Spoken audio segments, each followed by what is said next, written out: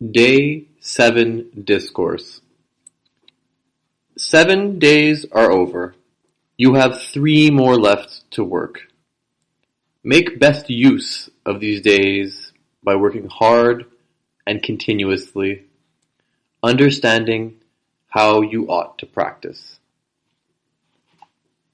There are 2 aspects of the technique: awareness and equanimity. One must develop awareness of all the sensations that occur within the framework of the body, and at the same time, one must remain equanimous towards them.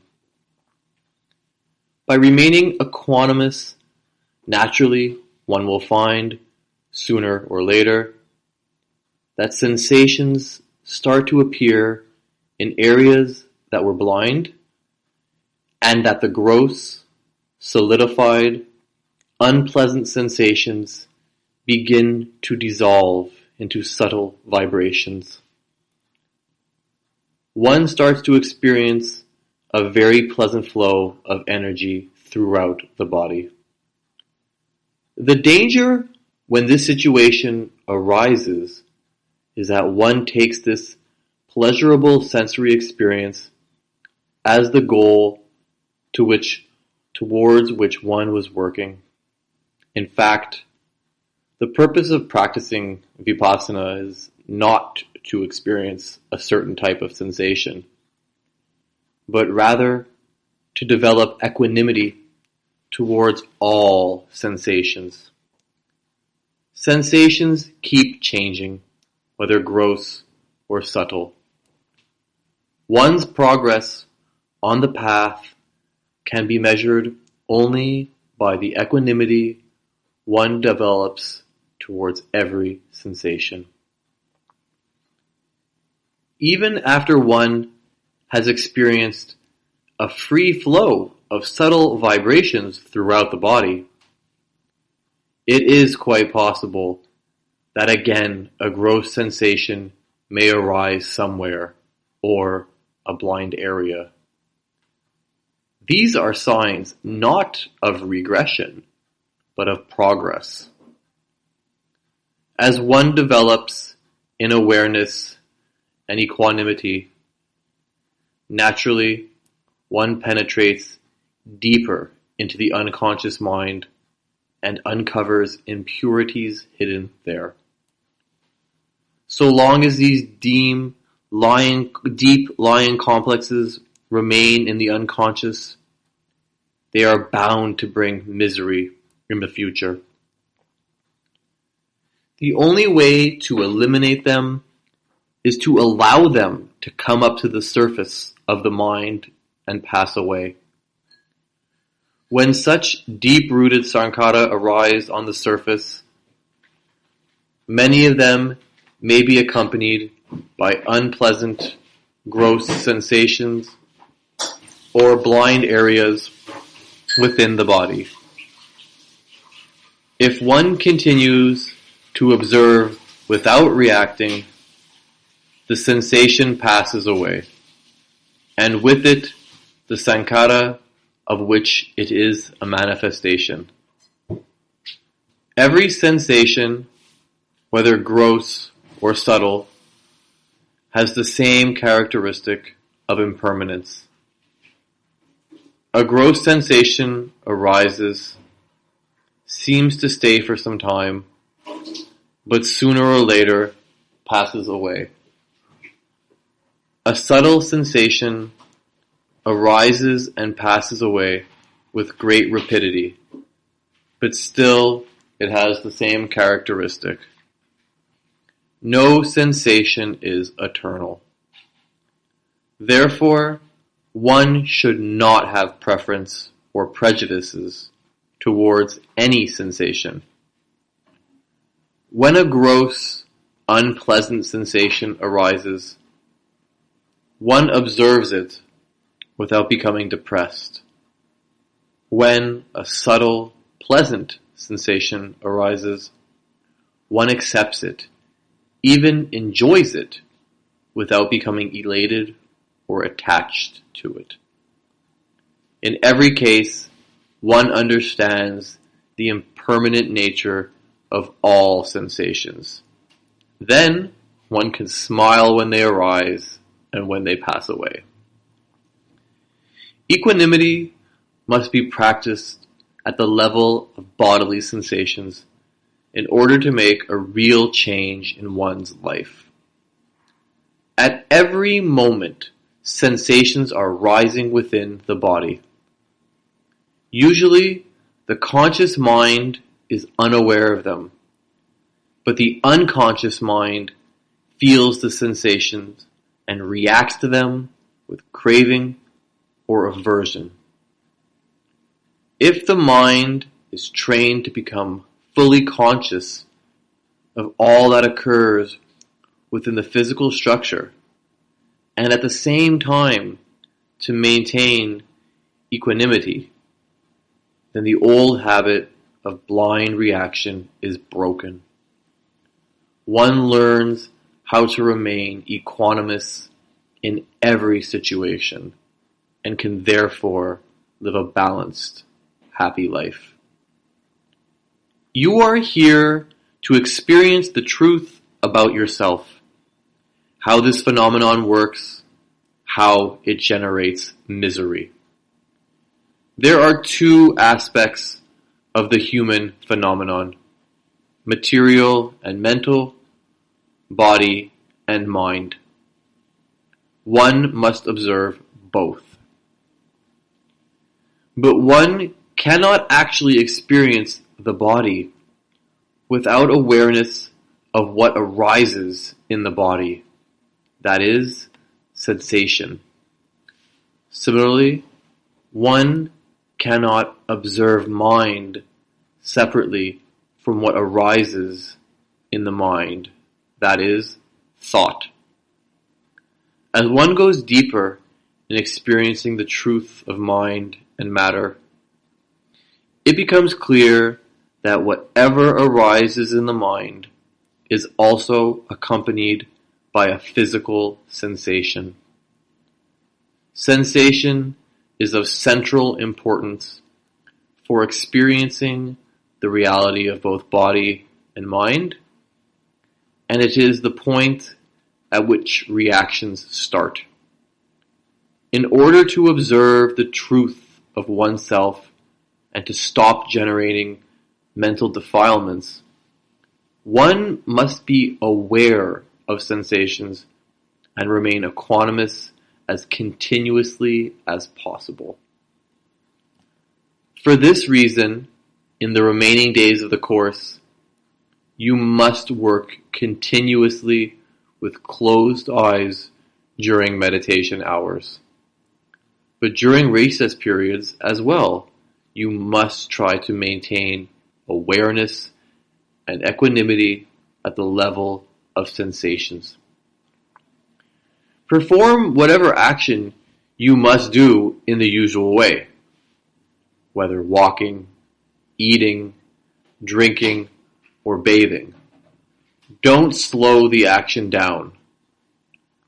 Be aware of the physical movement of the body and at the same time of the sensations, if possible, in the part of the body that is in motion, or else in any other part. Remain aware and equanimous. Similarly, when you go to bed at night, close your eyes and feel sensation anywhere within the body. If you fall asleep with this awareness, naturally, as soon as you wake up in the morning, you will be aware of sensation. Perhaps you may not sleep soundly, or you may even remain fully awake throughout the night. This is wonderful, provided you stay lying in bed and maintain awareness and equanimity. The body will receive the rest it needs, and there is no greater rest for the mind than to remain aware and equanimous. However, If you start worrying that you are developing insomnia, then you will generate tensions and you will feel exhausted the next day. Nor should you forcefully try to stay awake, remaining in a seated posture all night. That would be going to an extreme. If sleep comes, very good, sleep. If sleep does not come, allow the body to rest by remaining in a recumbent position, and allow the mind to rest by remaining aware and equanimous. The Buddha said, when a meditator practices ardently, without neglecting for a moment awareness and equanimity towards sensations, such a person develops real wisdom, understanding sensations completely. The meditator understands how one who lacks wisdom reacts to sensations and multiplies his misery. The meditator also understands how one who bears in mind the impermanent nature of all sensations will not react to them and will come out of misery. The Buddha continued, with this thorough understanding, the meditator is able to experience the stage beyond mind and matter, Nibbana.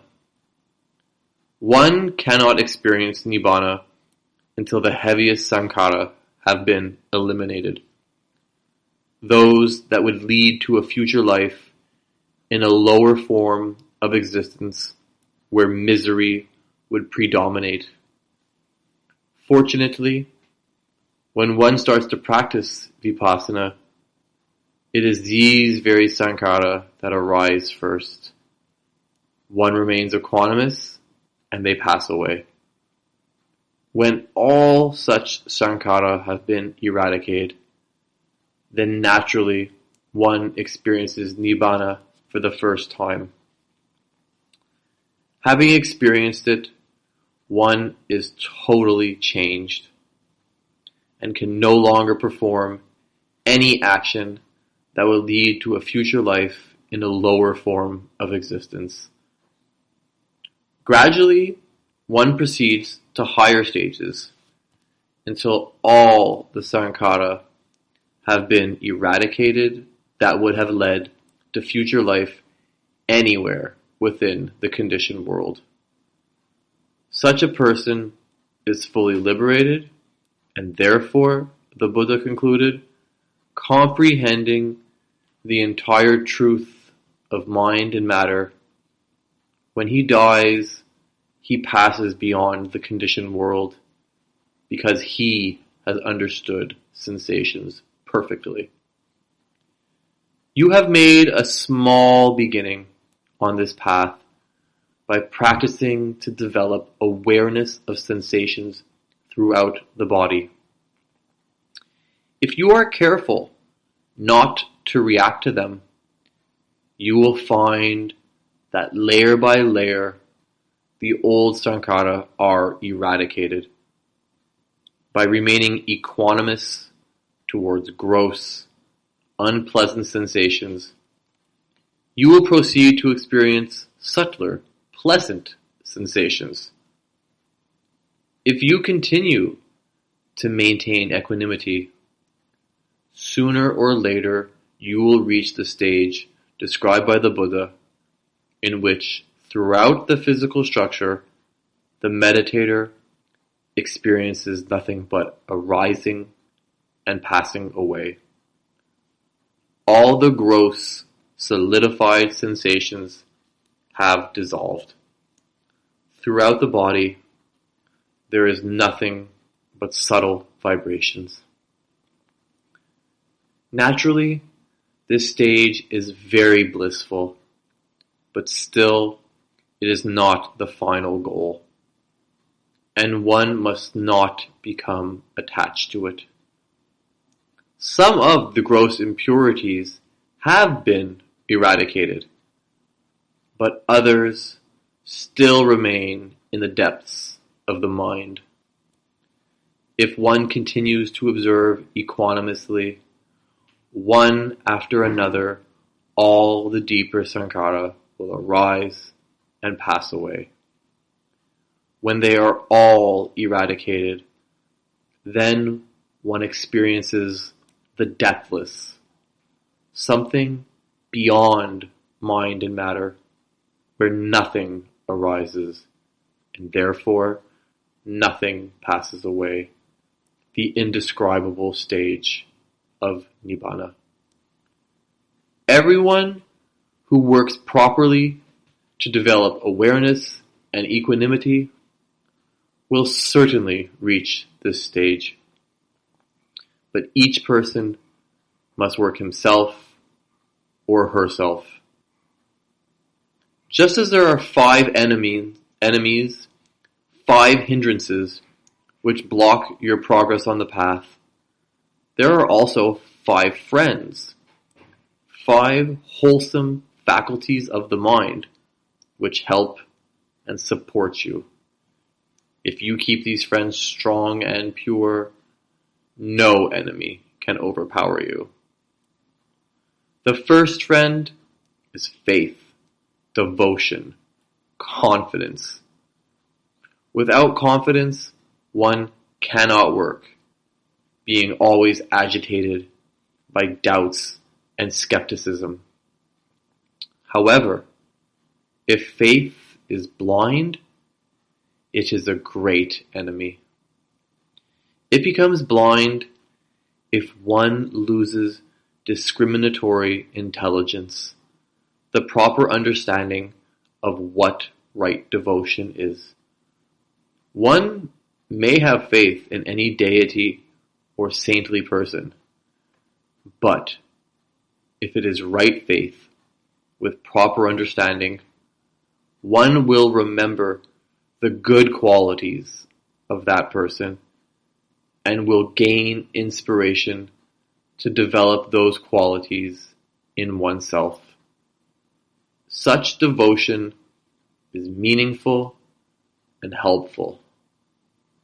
But if one does not try to develop the qualities of the person whom one has devotion, it is blind faith, which is very harmful. For example, when one takes refuge in the Buddha, one must remember the qualities of a Buddha and must work to develop those qualities in oneself. The essential quality of a Buddha is enlightenment. Therefore, the refuge is actually in enlightenment, the enlightenment that one develops in oneself. One pays respect to anyone who has reached the stage of full enlightenment. That is, one gives importance to the quality wherever it may manifest, without being bound to a particular sect or person. And one honors the Buddha not by rituals or ceremonies, but by practicing his teachings, by walking on the path of Dhamma, from the first step, Sila, to Samadhi, to Panya, to Nibbana, liberation. Anyone who is a Buddha must have the following qualities. He has eradicated all craving, aversion, ignorance. He has conquered all his enemies, the enemies within, that is, the mental impurities. He is perfect not only in the theory of Dhamma, but also in its application. What he practices, he preaches, and what he preaches, he practices. There is no gap between his words and his deeds. Every step that he takes is a right step, leading in the right direction. He has learned everything about the entire universe by exploring the universe within. He is overflowing with love, compassion, sympathetic joy for others, and keeps helping those who are going astray to find the right path. He is full of perfect equanimity.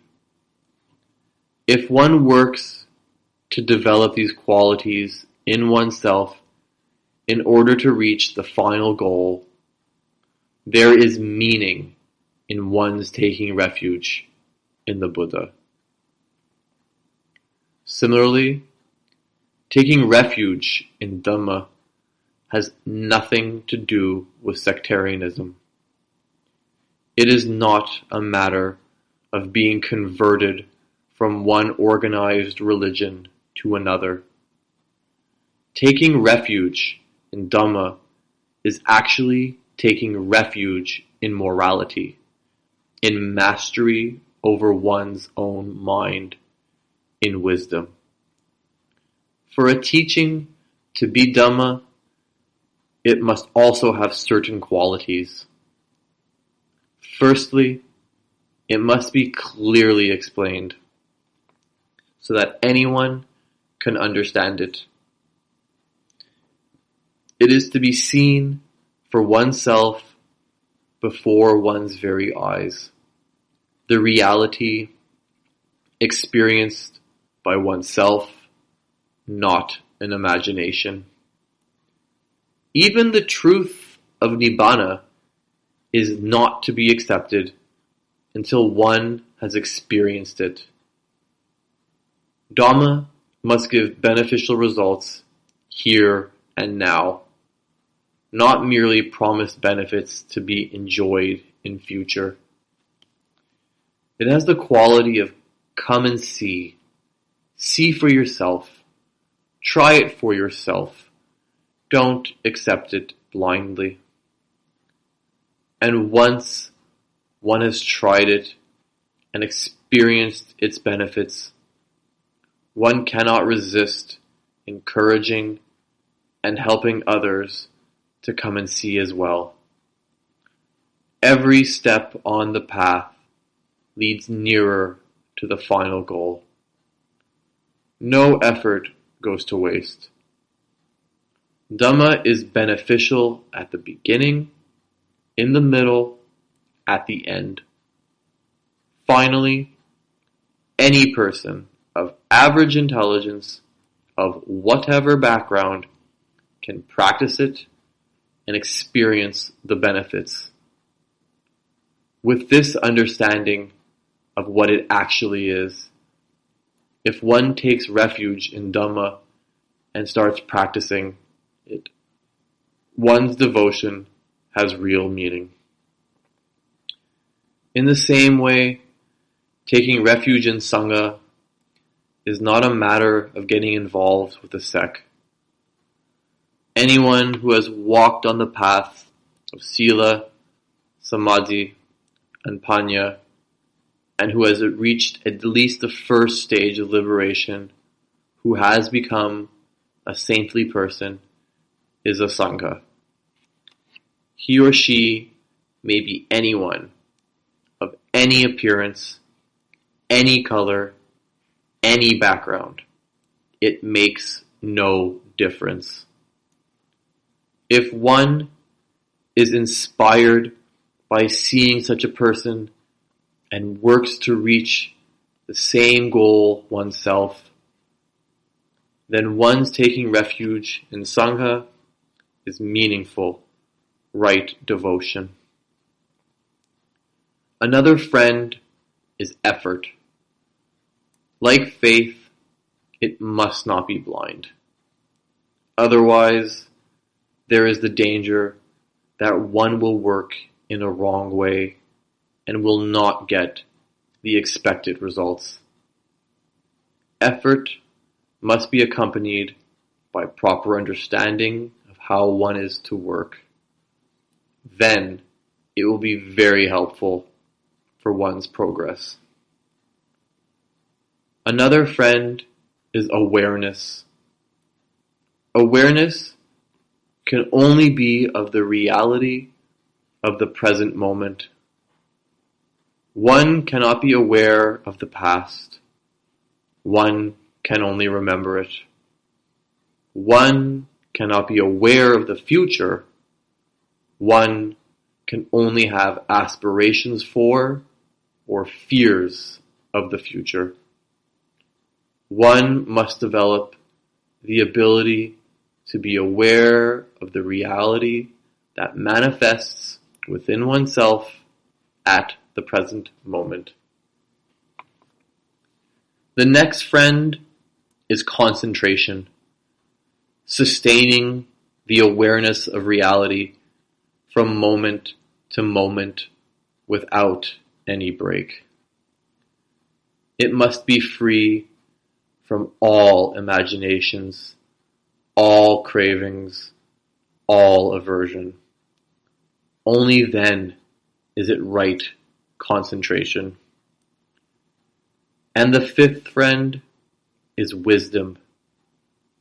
Not the wisdom acquired by listening to discourses, or reading books, or intellectual analysis. One must develop wisdom within oneself at the experiential level, because only by this experiential wisdom can one become liberated. And to be real wisdom, it must be based on physical sensations.